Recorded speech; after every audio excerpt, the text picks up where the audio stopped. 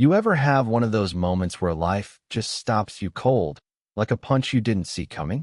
I'm talking about the kind of moment that makes you rethink everything who you are, what you've done, where you're going. That's what happened to me, Marcus Reed, on a gray November day in a rundown apartment building in Chicago's South Side, when a little girl named Lila looked up at me with eyes too big for her tiny frame and said, "If you carry me up these stairs, mister, I'll tell you a secret." I was there to check on a property. I owned one of those crumbling old buildings I'd scooped up cheap, figuring I'd flip it for a profit someday. I'm a real estate guy, built my fortune buying low, selling high, not exactly winning humanitarian awards. The place was a mess: peeling paint, flickering lights, an elevator that hadn't worked since the 90s. I was halfway up the stairs, already late for a meeting, when I heard her voice, small but sharp, cutting through the quiet like a bell. Lila was sitting on the bottom step, wrapped in a puffy jacket that swallowed her up, one leg stiff with a brace that looked like it had seen better days. Her braids peeked out from under a knit cap, and those eyes, man, they locked onto me like they already knew my story. "What did you say, kid?" I asked, turning back, half expecting her to shrink away. Most people did when they saw Mezik's foot too, tailored suit, not exactly the warm and fuzzy type. But Lila? She just grinned, like we were already in on some private joke. I said, "If you carry me up, I'll tell you something worth hearing, something nobody else knows." I raised an eyebrow, half amused, half suspicious. "You make a habit of asking random guys to carry you?" Her grin widened. "Only the ones who look like they forgot how to laugh." That hit me like a jab, quick, sharp, right to the chest. She wasn't wrong. I don't know why I did it. I had no business playing hero in a building I barely cared about. But something in her voice, that mix of spunk and certainty, pulled me in. I crouched down, looked her over. "What's your name?" "Lila," she said, simple as that. Lila Carter. The name didn't mean anything to me then, but it felt heavy, like it was carrying a history I hadn't learned yet. "All right, Lila," I said, scooping her up, careful not to jostle her brace. "I'm Marcus. Let's get you upstairs." She weighed next to nothing, but her warmth against my coat felt like it anchored me to the earth. As we climbed, she chattered away about the cold water in the building, the flickering hallway lights, how her mom worked nights and still made the best mac and cheese. By the second floor, I was winded not from the weight, but from the way she talked, like she was sizing me up, seeing past the suit and the bank account. "You own this place, don't you?" she said, matter of fact. "That's why the heat only works when it feels like it." I snorted. "It's not quite that simple." She rolled her eyes. "Sure, and I'm not a superhero." When we got to her apartment 3B, doors scratched and faded, she pointed to a wheelchair by the wall. I set her down gently, and she leaned in, her voice dropping to a whisper. "Here's the secret. I think you're supposed to be here today." I frowned, thrown off. "Why's that?" Her eyes got serious, almost too old for her face. "Because you feel like you're searching for something you lost." Before I could answer, the door swung open, and there she was, Jasmine, Lila's mom, standing there in nurse's scrubs, keys dangling from her hand, staring at me like she'd seen a ghost. "Marcus," she breathed, her voice tight, like saying my name hurt. I froze. "Jasmine Evans." We'd been close once, years ago, back when I was still climbing the ladder, before I'd traded love for leverage and left her behind in a cloud of ambition. "Jasmine," I said, my throat dry. Lila's head swiveled between us. "Wait, you guys know each other?" Jasmine's eyes narrowed, fierce now. "What are you doing here, Marcus?" "Inspecting the building," I said, still reeling. "I found Lila downstairs." Jasmine stepped closer, protective. "She shouldn't be talking to strangers." Lila piped up, unbothered. "He's not a stranger, Mom. He's a friend now." That night, I couldn't sleep.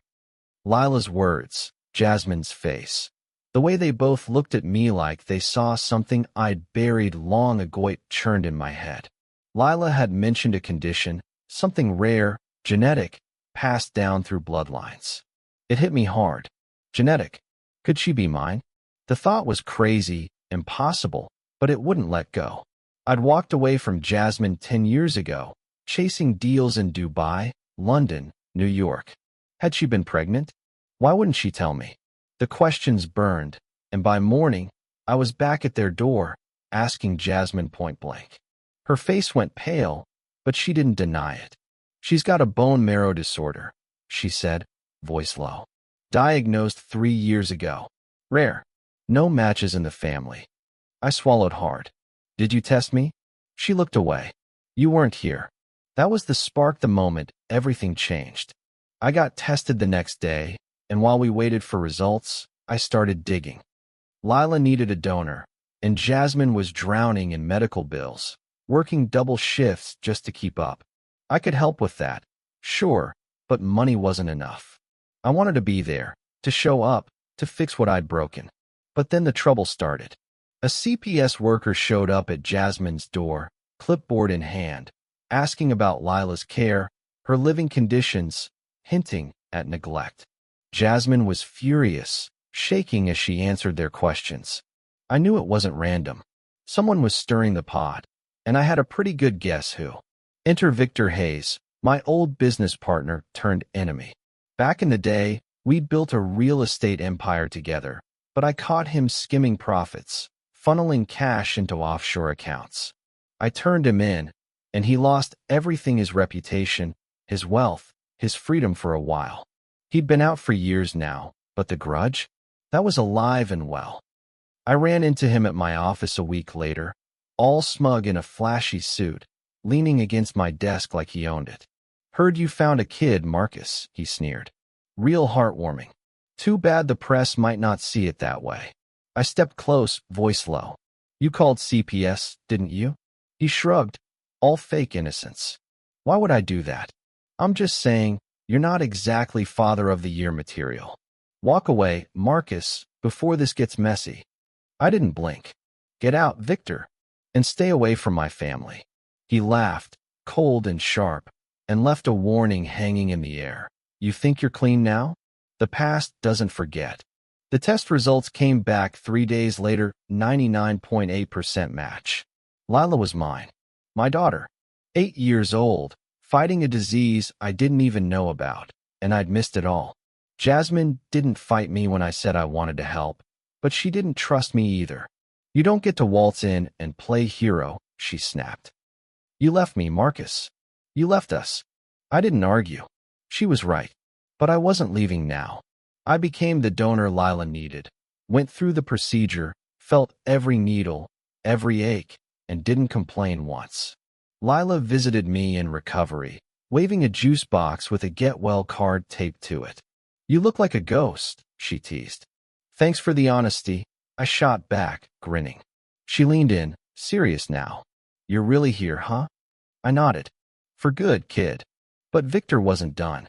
He leaked a story to the press, old footage of me, drunk at a gala, laughing about cutting corners, crushing smaller firms. It wasn't fake, but it was ancient, dragged up to paint me as a monster just as I was trying to be something else. The headlines hit hard. Billionaire's secret daughter or PR stunt. Reporters camped outside Jasmine's building, snapping photos, shouting questions.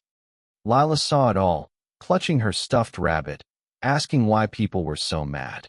I knelt beside her, kept my voice steady. They're just loud, Lila. They don't know you. They don't know us. But inside, I was boiling. Victor wanted a war. He'd get one. I got a break when an old colleague, Sarah Klein, slipped me a USB drive, documents, emails, proof that Victor had been rigging deals, forging my name, even after I'd turned him in. I kept quiet too long, Sarah said, her voice shaky. But seeing you with that girl, I couldn't stay silent anymore. I took the evidence, and with my lawyer Monica's help, we dropped it on an investigative site. By morning, the story broke. Victor Hayes, the real estate king's house of lies. The feds moved fast, arrested him at a private airstrip, cuffs on, cameras flashing. Lila saw the news and tilted her head. He looked scared, she said. Good, I replied. He should be. Lila's treatment started working. By spring, she was walking without her brace, laughing louder, folding paper cranes for every kid in the hospital. Jasmine and I bought a little bookstore in a quiet suburb outside Chicago, called it New Dawn. It had creaky floors, big windows, a coffee machine Lila swore she'd master one day. We fixed it up together, painting walls, stacking books, turning it into a place where people could breathe, connect, heal. Lila ran a crane club for kids, teaching them to fold their wishes into wings. One evening, she handed me a golden crane. "This one's for you," she said, "for starting over."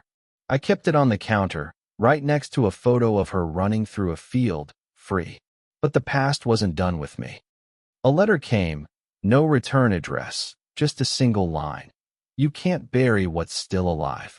Then a man showed up at the store, gray hair, sharp eyes, claiming he knew my father, a real estate tycoon who'd played dirtier than I ever had.